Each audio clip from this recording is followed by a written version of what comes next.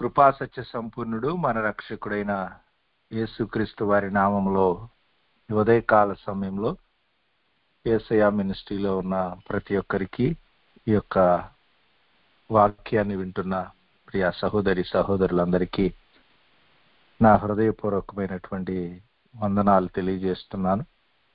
దేవుని ఉన్నతమైన ప్రేమ మన జీవితాల్లో దేవుడు కనపరిచి ఆయనకు మహిమకరంగా ఈ అంత్యకాలంలో దేవుని ఏర్పాటును లోకానికి వెల్లడిపరచడానికి మనము క్రీస్తు యేసునందు దేవుని చేత ఎంపిక చేయబడిన వారమై ఆయన మన కొరకు సిద్ధపరిచిన మార్గంలో మనం అడుగులు వేయటానికి మన జీవితాల్లో మనము ముందుకు వెళుతున్నటువంటి పరిస్థితులను మనం ఎప్పుడైతే మన జీవితాల్లో దానిని గ్రహించగలుగుతామో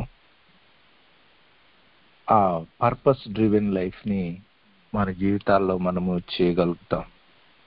లేకపోతే ఎన్నో సందర్భాల్లో మన చుట్టూ ఉన్న సమాజంతో మనము పోల్చుకొని ఇప్పుడున్నటువంటి తరముతో మనం పోల్చుకొని అనేక సందర్భాల్లో మన యొక్క విశ్వాస యాత్రలో మనం బలహీనులమైపోయే పరిస్థితులు ఉంటాయి.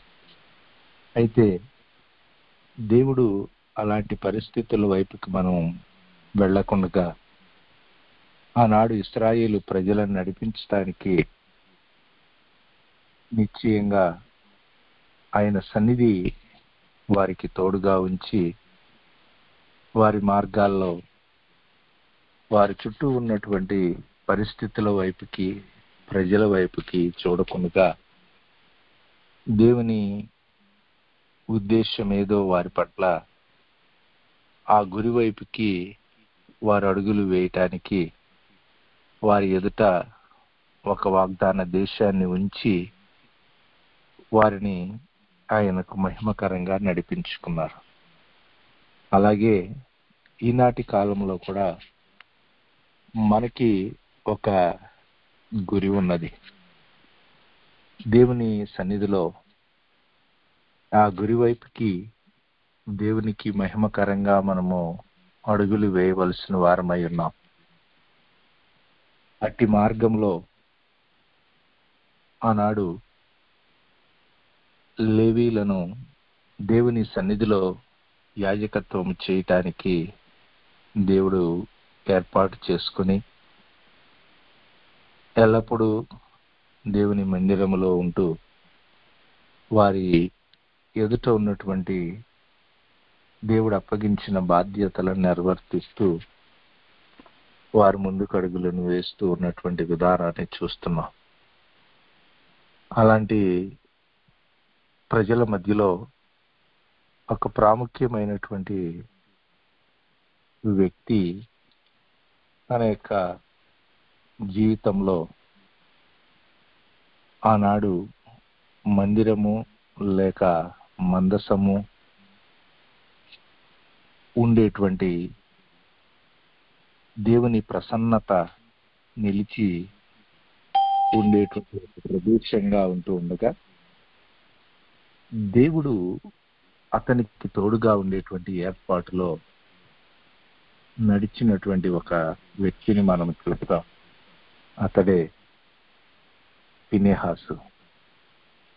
దేవుని సన్నిధానం చెంత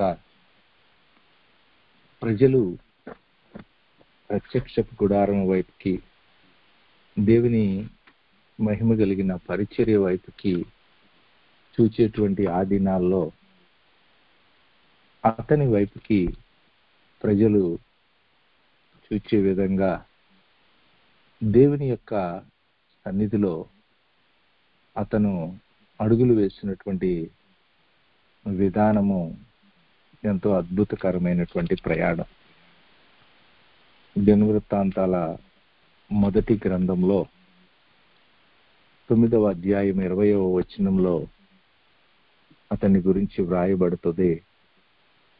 ఎలియాజరు కుమారుడైనటువంటి ఫినెహాసు మునుపు వారి మీద అధికారి అయ్యుండెను, యెహోవా అతనితో కూడా ఉండెను. ఆమేన్. దేవుని యొక్క సన్నిధానం చెంత దేవుని ఉన్నతమైన పిలుపును నెరవేర్చడానికి మోషే నిలవబడినప్పుడు, ఇదిగో నిశ్చయంగా నేను నీతో కూడా వస్తాను, నేను నీకు తోడై ఉంటాను అని దేవుడు మోషేకు చెప్పాడు. మోషే, నీవు నాతో కూడా రాకపోతే నేను ఈ ప్రజలను తోడుకొని వెళ్ళలేను అని చెప్పాడు. అలాంటి పరిస్థితుల్లో నేను నీతో కూడా రాను అని చెప్పినటువంటి పరిస్థితులు కూడా, ఈ ప్రజలను తోడుకొని నీవు వెళ్ళు అని చెప్పిన పరిస్థితులను కూడా మనం నిర్గమకాండం 33వ అధ్యాయంలో మనం చూస్తాం. అయితే అలాంటి పరిస్థితుల్లో ఒక నాయకుడు, దేవుడు ఆయనకు అప్పగించిన బాధ్యతను జరిగించడానికి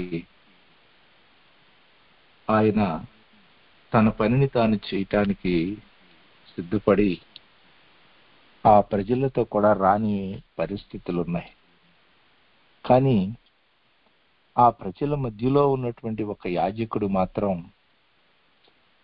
దేవుడు అతనికి ఎల్లప్పుడూ తోడుగా ఉండి తన యొక్క మార్గంలో దేవునికి మహిమకరంగా ఆయన అడుగులు వేస్తూ వచ్చాడు. ఈ ఉదయకాల సమయంలో మోషే యొక్క 40 సంవత్సరాల ప్రయాణంలో ఒక ఇద్దరు వ్యక్తులు మనకి బాగా కనపడతారు. వాళ్ళలో యెహోషువ ప్రథమ స్థానంలో ఉంటే, కాలేబు రెండవ స్థానంలో కనపడతాడు. కానీ ఈ యొక్క ఫినెహాసు మనము చూడలేం అంతగా.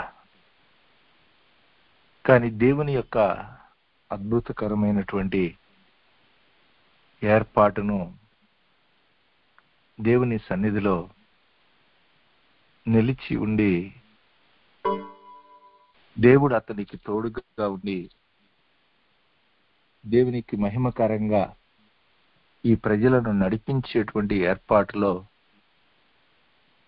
ఈ ఫినెహాస్ యొక్క ప్రయాణాన్ని మనము చూడగలుగుతాం. ఇంకొక ఫినెహాస్ ఉన్నాడు, ఏలీ కుమారుడు. కానీ ఆ హోప్ని ఫినెహాసులు కాలంలో దేవుని ప్రభావం వెళ్ళిపోవటము, ఇశ్రాయేలు ప్రజలలో నుంచి దేవుని యొక్క మందసము వెళ్ళిపోవటము, ఒక దినమందే వారు మరణానికి అప్పగించబడటం మనం చూస్తాం. అలాంటి ఫినెహాస్ కాదు ఈయన. పేరు ఒక్కటే, కానీ ఈ ఫినెహాసు దేవుని ఏర్పాటులో ఆనాడు యాజకుడైన అహరోను యొక్క మనుమడుగా, ఎలియాజరు యొక్క కుమారుడుగా దేవుని సన్నిధానం చెంత నిలిచి దేవుని సన్నిధి, దేవుడు అతనికి తోడుగా ఉండేటువంటి ఏర్పాటును మన యొక్క జీవితంలో కలిగి ముందుకు నడిచినటువంటి వ్యక్తి. మన యొక్క విశ్వాస జీవితంలో ఆ విధంగా దేవునికి మహిమకరంగా మనము ఈ అంత్యకాలంలో ముందుకు నడవాలని దేవుడు కోరుకుంటూ ఉన్నాడు. అందుకు ఆ యొక్క ఇద్దరు యెహోషువ కాలేబుల తరువాత అద్భుతకరమైనటువంటి దేవుని ఏర్పాటులో ఆయన నడవటానికి కారణము దేవుని సన్నిధానం చెంత దేవుడు ఏదైతే తన ఎదుటున్న ఇశ్రాయేలు సమాజంలో దేవుడు చూడలేనటువంటి ఏదైతే ఉందో దానిని అతను కూడా చూడలేని వాడిగా దేవుని సన్నిధిలో దేవుని పక్షంగా ప్రాయశ్చిత్తము చేయటానికి నిలబడినటువంటి వ్యక్తిగా మనం సంఖ్యాకాండం 25 అధ్యాయంలో అతన్ని మనం చూడగలం. యాజకుడైన అహరోను మనుమడును ఎలియాజరు కుమారుడైన ఫినెహాసును అది చూచి సమాజం నుండి లేచి ఈటెని చేత పట్టుకొని ఆ యొక్క పడక చోటికి పోయి ఇశ్రాయేలీల వెంబడి వెళ్ళినటువంటి ఆ ఇద్దరిని, ఆ యొక్క స్త్రీని కడుపులో గుండుగా దూసుకుని పోగునట్లు పొడిచాను. అప్పుడు ఇశ్రాయేలీల నుంచి తెగులు నిలిచిపోయింది. దేవుని సన్నిధానం చెంత 106వ కీర్తన 30వ వచనంలో అదే కీర్తనాకారుడు దేవుని సన్నిధిలో ధ్యానిస్తూ పరిహారము చేసేటువంటి ఒక పరిస్థితి, దేవుని సన్నిధానం చెంత ఫినెహాసు లేచి పరిహారం చేయగా ఆ తెగులు ఆగిపోయెను అని దేవుని సన్నిధిలో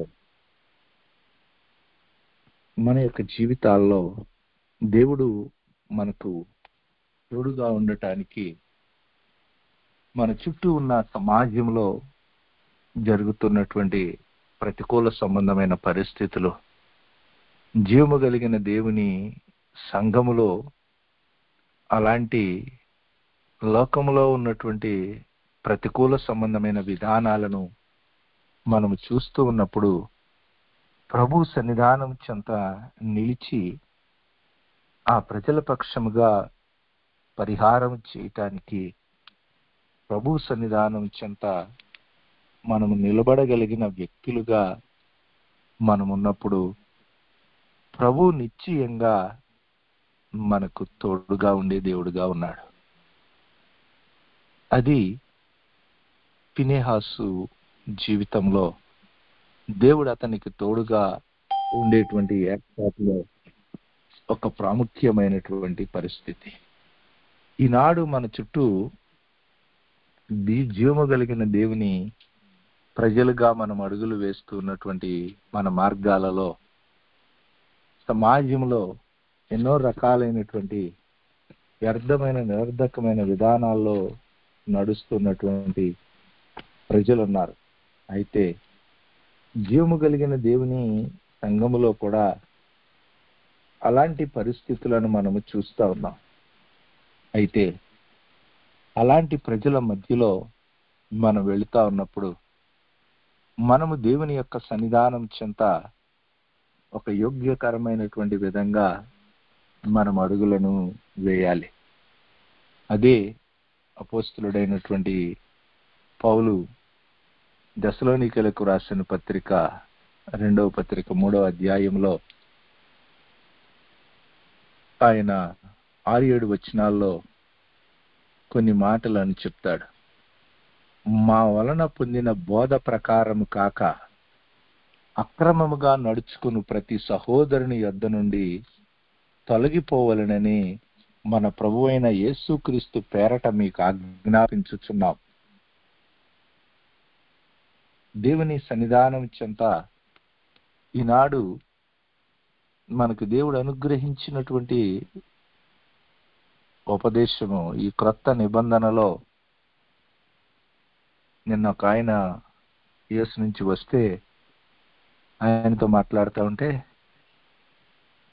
ఆల్ గ్రేస్ అని ఒక పుస్తకం రాశారంట. ఆయన రేపొద్దున మీకు ఇస్తాను, నేను సండే వచ్చేటప్పుడు ఆ పుస్తకం తీసుకొచ్చాను అన్నాడు. ఈ అంత్యకాలంలో ఇలాంటి పరిస్థితుల మధ్యలో సమాజం అడుగులు వేస్తున్నప్పుడు దేవుడు మనకిచ్చినటువంటి సందేశం క్రొత్త నిబంధనలో ఆ పాత నిబంధన ఆజ్ఞలు, కట్టడలు, న్యాయ విధుల కంటే శ్రేష్టమైనటువంటి విధంగా మన యొక్క ఆత్మీయ జీవిత ప్రయాణంలో మనం అడుగులు వేయవలసిన వారమై ఉన్నాం. అయితే అలాంటి పరిస్థితులు కాకుండా ఒక స్వేచ్ఛాయుతమైనటువంటి ప్రయాణం చేయటానికి ఈనాడు క్రైస్తవ సమాజం అడుగులు వేస్తున్నటువంటి దినాల్లో మనం ఉంటున్నాం. అయితే అలాంటి పరిస్థితుల నుంచి ప్రభు సన్నిధానం చెంత మనము దేవుని యొక్క సన్నిధిలో అప్పగించుకుని ఆయనకు మహిమకరంగా మనము ముందుకు అడుగులను వేయాల్సిన వారమై ఉన్నాం. ఎందుకంటే ప్రియులారా, దేవుడు మనకు అనుగ్రహించినటువంటి ఉపదేశాన్ని మనం అంగీకరించకపోతే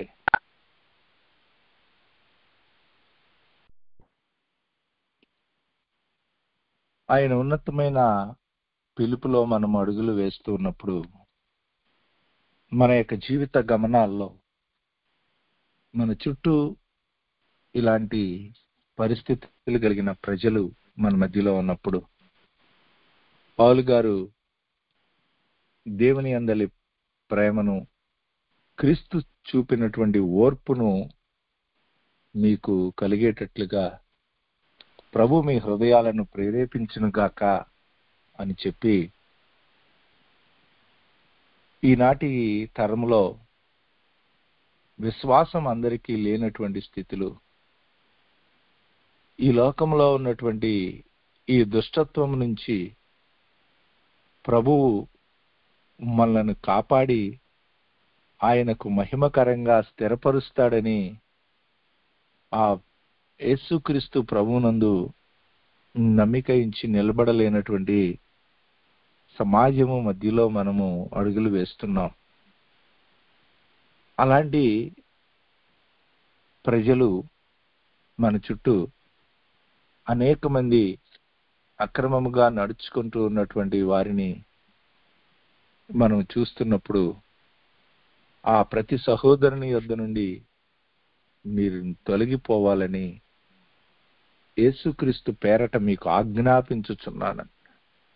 ఇది హితోపదేశమో లేకపోతే సలహానో కాదు, పౌలు చెబుతున్నటువంటి ఆజ్ఞ. అలాగే 14వ వచనంలో ఇంకొక మాట అంటాడు, దశలోనికులు రాసిన 2వ పత్రిక 3:14. ఈ పత్రిక మూలముగా మేము చెప్పిన మాటలకు ఎవడైనా సరే లోబడని ఎడల అతనిని కనిపెట్టి అతడు సిగ్గుపడు నిమిత్తము అతనితో సాంగత్యము చేయకుడి అంటాడు. దేవుని సన్నిధానం చెంత మనము దేవుడు మనకు తోడుగా ఉండి ఆయనకు మహిమకరంగా మన జీవితాలను ఆయన నడిపించాలి అని మనమందరం అనుకుంటాం. కానీ అలాంటి పరిస్థితుల్లో మన యొక్క జీవితాల్లో కొన్నిసార్లు కొన్నిటికి నో చెప్పటం చాలా కష్టమైపోతుంది. అయితే దేవునికి మహిమకరంగా ఆయన మనతో కూడా వచ్చేటువంటి విధంగా ఆయన మహిమ కలిగిన ఆత్మ సహాయంతో మనం ముందుకు అడుగులను వేయటానికి మనము చేయవలసినది ఏమిటి అనంటే, ఆనాడు ఫినెహాసు ఏ విధంగా దేవుడు దేనినైతే చూచి తట్టుకోలేడో, దేవుడు దేనినైతే ఆయన దృష్టికి అసహ్యమైనటువంటిదో దాని విషయంలో ఏ మాత్రమును తన కన్నులు దానిని చూడలేనివిగా ఉన్నాయి. కేవలము అంత మాత్రమే కాదు, ఆ ప్రతికూల సంబంధమైన పరిస్థితుల విషయంలో దేవుని సన్నిధానం చెంత పరిహారము చేయటానికి దేవుని సన్నిధిలో నిలబడగలిగినటువంటి ఏర్పాటు కలిగిన వాడుగా ఉన్నాడు. ఎందుకనంటే సంఖ్యాకాండము 30వ అధ్యాయంలో దేవుడు ఇశ్రాయేలు ప్రజలకి ఆ యొక్క స్వాస్థ్యాలను ఇస్తూ ఆ మిద్యానీయులు ఇశ్రాయేలుకి చేసినటువంటి హింసను బట్టి నీవు వాళ్ళకి హింస చేసి దేవుడి సన్నిధానం చెంత నీవు ఇచ్చిన పిలుపులో నా యుద్ధకు వచ్చేయి అని చెప్పి దేవుడు మోషేతో చెప్పినప్పుడు సంఖ్యాకాండం 31వ అధ్యాయంలో మోషే ఒక్కొక్క గోత్రంలో నుండి 1000 మందిని సిద్ధం చేసి ఈ 11 గోత్రాల్లో నుంచి 11,000 మందిని సిద్ధం చేసి ఆ 11,000 మందిని తీసుకుని వెళ్ళటానికి సంఖ్యాకాండం 31:6లో ఆ ఫినెహాసును పంపించి అతని చేతిలో పరిశుద్ధమైన ఉపకరణాలని ఉంచి ఆ బోర్లను సిద్ధం చేసి పంపించాడు. అంటే దేవుని సన్నిధి వాళ్ళతో కూడా వచ్చే విధంగా, దేవుడు వాళ్ళకి తోడుగా ఉండే విధంగా, దేవుడు వారికి ముందుగా నడిచేటువంటి వాడుగా ఉండటానికి దేవుని సన్నిధానం చెంత వాళ్ళ పక్షంగా ప్రాయశ్చిత్తం చేసి దేవుడు వారికి ముందుగా వెళ్ళేటువంటి ఏర్పాటు కొరకు నిలవబడ్డాడు ఫినెహాస్. అదే ద్వితీయోపదేశకాండం 20వ అధ్యాయము మొదటి 2 వచనాల్లో మోషే చెప్తాడు, నీవు జడియవద్దు, నీ దేవుడైన యెహోవా నీకు తోడుగా ఉన్నాడని యుద్ధానికి సమీపించినప్పుడు యాజకుడు దగ్గరికి వచ్చి ప్రజలతో చెప్పాలి. ఆ విధంగా తనతో కూడా దేవుడి సన్నిధి ఉండటం మాత్రమే కాదు, ఆ దేవుని సన్నిధి ఆ యుద్ధానికి వెళుతున్నటువంటి ప్రజల పక్షంగా ప్రాయశ్చిత్తము చేసి దేవుని సన్నిధి వాళ్ళతో కూడా ఉండేటువంటి విధంగా నిలబడినటువంటి ఒక ఏర్పాటుని మనం ఫినెహాసులో చూస్తున్నాం. ఈనాడు జీవము కలిగిన దేవుని సంఘములో ఉన్నటువంటి మనము మన ఎదుటిన్నటువంటి ఈ విశ్వాస జీవిత ప్రయాణంలో మనకు దేవుడు అనుగ్రహించిన కుటుంబాన్ని, దేవుడు మనకు అనుగ్రహించిన పరిచర్యలో మన ఎదుట ఉన్నటువంటి కార్యాలను జరిగించడానికి మనం నిలబడుతున్న జీవము కలిగిన దేవుని సంఘములో ఉన్నటువంటి బిడ్డలను ఆ విధంగా ప్రభు సన్నిధానం చెంత ఒక యోగ్యకరమైనటువంటి విధంగా వారిని ఆయుత్తపరిచి ఆయనకు మహిమకరంగా మనము ఈ లోక సంబంధమైన అధికారాన్ని జయించటానికి దేవుడు వారికి తోడుగా ఉండి నడిపించేటువంటి విధంగా మనము మన ఆత్మీయ ప్రయాణంలో వ్యక్తిగతంగా మనంగా సిద్ధపడాలి. మన కుటుంబాలని దేవుడు మనకు అనుగ్రహించినటువంటి పిలుపులో మన ముందుకడుగులను వేయటానికి యోగ్యకరంగా సిద్ధపరుస్తూ మనముంటున్న పరిచర్య మార్గంలో దేవుడు అనుగ్రహించిన జీవము కలిగిన దేవుని సంఘానికి ఆ విధమైనటువంటి సిద్ధపాటుతో మనము దేవుని సన్నిధిలో వారిని ఆయుత్తపరచాలి. అలాగూ చేయటానికి ఇక్కడ పౌలు అంటున్నాడు, మన చుట్టూ అనేక మంది దేవుని వాక్యానుసారంగా కాకుండా అక్రమముగా నడుచుకుంటున్నటువంటి సహోదరుల యొద్ద నుండి మీరు తొలగిపోండి. అది చాలా సీరియస్ గా ఆయన చెబుతున్నాడు. యేసుక్రీస్తు పేరట మీకు దానిని ఆజ్ఞాపిస్తున్నానని.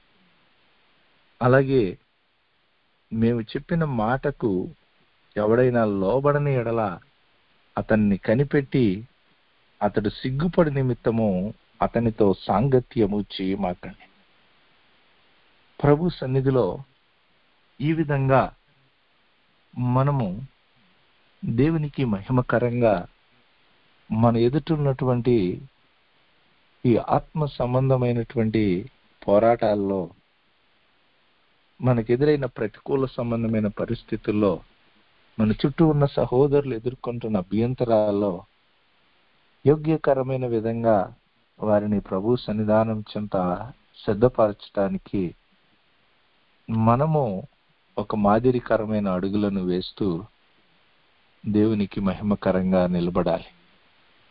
మనకు తెలుసు, సంఘానికి దేవుడిచ్చిన వాగ్దానం మత్తయి సువార్త 18:20లో, ఎక్కడ 2-3 నా నామములో ఏకీభవిస్తారో వారితో మధ్యలో నేను ఉంటానని యేసుక్రీస్తు వారు చెప్పారు. యెహోవా వారికి తోడుగా ఉండేటువంటి పరిస్థితి, దేవుని సన్నిధి వారితో కూడా వచ్చే పరిస్థితి పాత నిబంధనలో ఉంటే, కొత్త నిబంధనలో ఎక్కడ 2-3 నా నామములో ఏకీభవిస్తే వారి మధ్యలో నేను ఉంటానన్నారు యేసయ్య. అలాగే ఏకీభవించడానికి ఆయన యొక్క బోధ ప్రకారముగా నడుచుకొనకుండా అక్రమముగా నడుచుకునేటువంటి వారు ఏకీభవించిన వారి మధ్యలో ఆయన ఉండడు. అలాగే దేవుడు అనుగ్రహించినటువంటి ఈ క్రొత్త నిబంధన ఉపదేశానికి లోబడకుండా దేవుని ఏర్పాటుకు భిన్నంగా అడుగులు వేస్తూ ఉన్నటువంటి వ్యక్తులుంటే వారు ఏకీభవించటాన్ని బట్టి యేసయ్య వారి మధ్యలో ఉండరు. కనుక ప్రభు సన్నిధిలో మనము 20-30 వేల మంది ఉన్నారని వారి మధ్యలో దేవుడు ఉంటాడని మనం అనుకోవాల్సిన అవసరం లేదు. ఒకవేళ 20-30 వేలు ఉంటేనే నేను వారి మధ్యలో ఉంటానని అంటే మనము ఈ లోకంలో ఎంతో ప్రతికూల సంబంధమైనటువంటి విధానంలో ప్రజలను పోగొట్టడానికే మనము ఈ లోక సంబంధమైన అధికారులు, నాయకులు ఏ విధంగా జన సమీకరణ కోసం చూస్తారో దానికోసం మనం ప్రయత్నం చేయాల్సిన పరిస్థితి ఏర్పడేది. కానీ ప్రభు చెప్తున్నారు, 2-3 నా నామములో ఏకీభవిస్తే చాలు, నేను వారి మధ్యలో ఉంటానని. అయితే ఆ విధమైనటువంటి ఏర్పాటు ఫినెహాస్ వలె ప్రభు సన్నిధానం చెంత ఒక యోగ్యకరమైనటువంటి ఏర్పాటుతో ప్రభు సన్నిధిలో నిలవబడేటువంటి ఒక స్థితిని మనము కలిగి ఉండాలి. ఆనాడు ఆ ఏర్పాటు ఆ 11 మంది అపోస్తలుల జీవితాల్లో వారు దేవుని సన్నిధానం చెంత నిలిచి ఆయన ఇచ్చిన వాగ్దానం కొరకు ఆ మేడగదిలో ఉన్నారు. ఆయన వారికి వాగ్దానం చేశారు, ఇదిగో యుగ సమాప్తి వరకు సదాకాలము నేను మీతో కూడా ఉంటానని. కాబట్టి వారు ఆయన వారితో కూడా ఉండటానికి నిశ్చయంగా వారు ప్రాముఖ్యంగా ఆయన రాజ్యాన్ని గురించి బోధించటానికి, ఎవరైతే ఆయన మరణ పునరుద్ధానాలకు లోబడి ఆయనను అంగీకరించిన ప్రజలున్నారో వాళ్ళకి బాప్తిసం ఇస్తూ ఆయన ఆజ్ఞాపించిన వాటిని వారికి తెలియపరుస్తూ వాటిని గైకొనమని చెబుతూ ఆ విధంగా ఆయన వారితో కూడా వచ్చేటువంటి విధంగా తమను తాము ఆయనకు సంపూర్ణంగా సమర్పించుకుని ముందుకు అడుగులు వేశారు. కాబట్టి ఈ అంత్య దినాల్లో మనము దేవునికి మహిమకరంగా దేవుడు మనతో కూడా వచ్చే విధంగా ప్రభువైన యేసుక్రీస్తు వారు ఆయన సన్నిధి మనకు తోడుగా ఉంచి ఇమ్మానుయేలుగా మన మార్గాలలో ఆయన తనను తాను ప్రత్యక్షపరుచుకోవటానికి ఇష్టపడుతూ ఉండగా మన యొక్క విశ్వాస యాత్రలో మనము ఒక యోగ్యకరమైన అడుగులను వేయటానికి ప్రభు సన్నిధానం చెంత నిలవబడితే యెహోషువ కాలంలో కూడా ఏ విధంగా ఫినెహాసు దేవుని యొక్క ప్రత్యక్షత ఎదుట నిలబడి వారి యొక్క జీవితాల్లో దేవుని మాట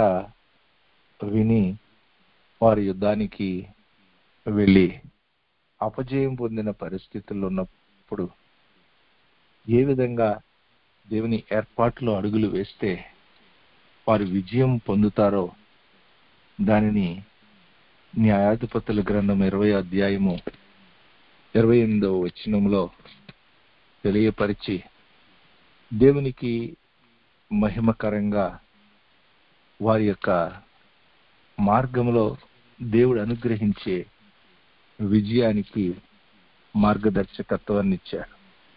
ఈనాడు కూడా మన చుట్టూ ఎంతో మంది ఆత్మీయ జీవిత ప్రయాణంలో దేవునికి మహిమకరంగా అడుగులను వేయటానికి ఆశపడి ముందుకు అడుగులను వేస్తూ ఎన్నో రకాలైనటువంటి అపజయాలను ఎదుర్కొంటున్నటువంటి ప్రజల మధ్యలో వెళుతున్నప్పుడు ఆ దేవుని సన్నిధిని కూర్చుండి ఆయన మార్గదర్శకత్వం కొరకు ఎదురు చూస్తూ ఆయన ఇచ్చిన మార్గదర్శకత్వాన్ని పొంది ఆయనకు మహిమకరంగా ఒక జయ జీవితంతో ముందుకు వెళ్ళటానికి ప్రజలు ఎదురు చూస్తుండగా ఏ విధంగా ఫినెహాసు ప్రభు సన్నిధానం చెంత నిలవబడి ఆ ప్రజలను దేవునికి మహిమకరంగా నిలబెట్టి ఆ ప్రజల జీవితాల్లో ఉన్న ప్రతికూల పరిస్థితుల విషయంలో ప్రాయశ్చిత్తం చేశారు. యేసుక్రీస్తు వారు మనందరి కొరకు ఆయన శిలువ రక్తముతో ప్రాయశ్చిత్తము చేసి మనము ఆయనకు మహిమకరంగా ఒక జయ జీవితాన్ని చేయాలని, మన మార్గాలలో ఆయనకు మహిమకరంగా ముందుకు నడవాలని, ఎవడైనా యేసుక్రీస్తు నందుంటే వాడు నూతన సృష్టి, పాతవి గతించెను, సమస్తమును క్రొత్తవాయను అని చెప్తూ ఉన్నటువంటి రోమాపత్రిక అపోస్తలుడైన పౌలు ద్వారా సెలవిచ్చిన ఆ మాట మనము జ్ఞాపకము చేసుకుంటూ మన యొక్క జీవితాల్లో ఇప్పుడు క్రీస్తు యేసునందున్న వారికి ఏ శిక్షా విధి లేదని ఆయన తెలియచేస్తున్నటువంటి ఆ మాటను రోమా 8:1 మనము మన జీవితాల్లో దృష్టి ఎరిగి మన మార్గాలలో ఆ యొక్క ప్రతికూల సంబంధమైనటువంటి ఆ పాపాన్ని గూర్చినటువంటి తలంపులతో మన మనస్సాక్షి మన మీద నిరారోపణ చేసే పరిస్థితుల్లో మనం అడుగులను వేయకుండా ప్రభు సన్నిధానం చెంత యేసుక్రీస్తు ప్రభు మన ప్రధాన యాజకుడిగా ఉండి ఏ విధంగా మన కొరకు ప్రాయశ్చిత్తము చేసి మన యొక్క జీవితాలని ఆయనకు మహిమకరంగా ముందుకు నడిపించటానికి ఒక నూతన సృష్టిగా మనము నిలబడటానికి పాపమెరుగని ఆయన మన కొరకు పాపిగా మారి మనల్ని ఆయనకు మహిమకరంగా ముందుకు నడిపించటానికి నిశ్చయంగా ఆ యేసుక్రీస్తు ప్రభువు ఇమ్మానుయేలుగా మనకు తోడుగా వచ్చి మన అపజయాలన్నిట్లో ఆయన మహిమ కలిగిన జయాన్ని ఇవ్వటానికి ఆయన మన కొరకు ఎదురు చూస్తుండగా అట్టి ప్రధాన యాజకుడు మనకు సరిపోయిన వాడని మనము గుర్తెరిగి ధైర్యంగా ఆయన కృపా సింహాసనం యొద్దకు వెళ్ళి మన ఎదుటున్న మార్గంలో ఆయన ఉన్నతమైన పిలుపునకు తగినటువంటి ఆయన కార్యాలు ఆయన జరిగించటానికి మన కొరకు ఎదురు చూస్తుండగా సంపూర్ణంగా ప్రభువుకి మనల్ని మనము సమర్పించుకుందాం. అత్యంత కృపయు విశేషమైన కనికరమును కలిగిన మా గొప్ప దేవుడా, నీ ఉన్నతమైన ప్రేమను బట్టి వందనాలు స్తుతులు సమర్పిస్తున్నాం. నీవిచ్చిన నీ మహిమ కలిగిన రక్షణను బట్టి నీ పిల్లలుగా పిలువబడేటువంటి ఒక ధన్యకరమైన పరిస్థితిని మీరు మాకిచ్చి ఈ లోకంలో నీ యొక్క ఆత్మ సహాయంతో ముందుకు అడుగులు వేయటానికి మా చుట్టూ ఉన్న సమాజము భయంకరమైన ప్రతికూల సంబంధమైన మార్గాల్లో వెళుతుండగా నీవు అనుగ్రహించినటువంటి జీవము కలిగిన మార్గంలో ఒక జయ జీవితంతో ముందుకు నడవటానికి పరిశుద్ధాత్మ దేవుడా నీ ఆత్మ సహాయాన్ని ఇప్పటి వరకు మాకు తోడుగా ఉండి మీరు నడిపిస్తున్నారు. అందుని బట్టి వందనాలు చెల్లిస్తున్నాం. సమస్తాన్ని నీకు లోబరుచుకున్న జాలిని శక్తిని బట్టి నీవే నీ మార్గాలను సరళం చేసి అన్ని విషయాల్లో నీకు మహిమకరంగా ముందుకు అడుగులను వేయటానికి ఆనాడు నానైనా వినిహాసి ఏ విధంగా ఆనాటి ఒక యాజకత్వపు పరిచర్యను జరిగించి మమ్ములను నీకు మహిమకరంగా నిలబెట్టడానికి నానైనా యేసుక్రీస్తు ప్రభువా నీవు ఏ విధంగా ఈ లోకంలో నీ యొక్క సన్నిధానం చెంతకొచ్చిన ప్రజల విషయంలో నిరంతరము యాజకత్వము చేయటానికి నీవు నిలిచి ఉన్నావు. నిశ్చయంగా నీవు మా జీవితాల్లో నీ శక్తి కలిగిన ఆత్మ సహాయంతో పని చేయటానికి ఎల్లప్పుడూ మా మార్గాల్లో నీ యొక్క జీవము కలిగిన ఆత్మ కార్యాలతో మేము ముందుకు అడుగులను వేయటానికి ఇశ్రాయేలు ప్రజలకు ఆనాడు వారి యొక్క జీవితాల్లో ఉన్న ఆ భయంకరమైనటువంటి తెగుల నుంచి ప్రాయశ్చిత్తము చేసి వారి ఎదుతున్నటువంటి అపజయాల్లో నుంచి నానైనా నీ సన్నిధిలో నిలిచి నానైనా యెహోషువ కాలంలోను న్యాయాధిపతుల కాలంలో సైతం నానైనా నీకు మహిమకరమైన పరిచర్య జరిగించడానికి ఫినెహాసును మీరు బలపరుచుకున్న దేవుడవు.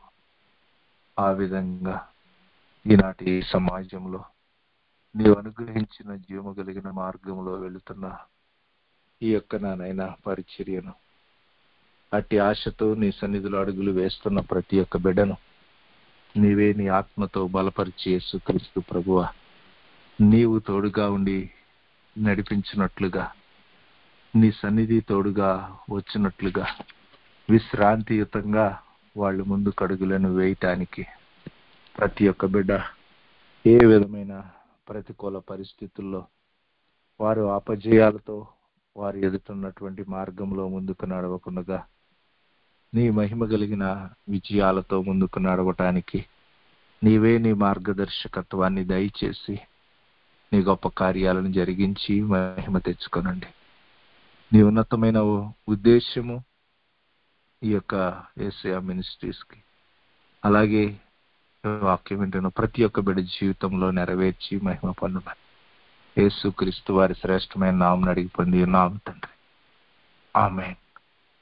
మన తండ్రి అయిన దేవుని యొక్క ప్రేమ, ఆయన ప్రియ కుమారుడు మన రక్షకుడు త్వరలో రానైన యేసుక్రీస్తు వారి యొక్క కృప, పరిశుద్ధాత్మ దేవుని యొక్క ఆదరణ సహవాసము, ఆయన ఉన్నతమైన పిలుపుకు తగిన మార్గములో ముందుకు అడుగులు వేస్తున్న వారికి సదాకాలము ఆయన రాక పర్యంతము ఆయన మనకు తోడుగా ఉండి త్రియేక దేవుని సన్నిధి మన జీవితాల్లో ఆయన జీవము కలిగిన కార్యాలను ప్రత్యక్షపరచునట్లుగా సహాయం చేసి నడిపించును గాక.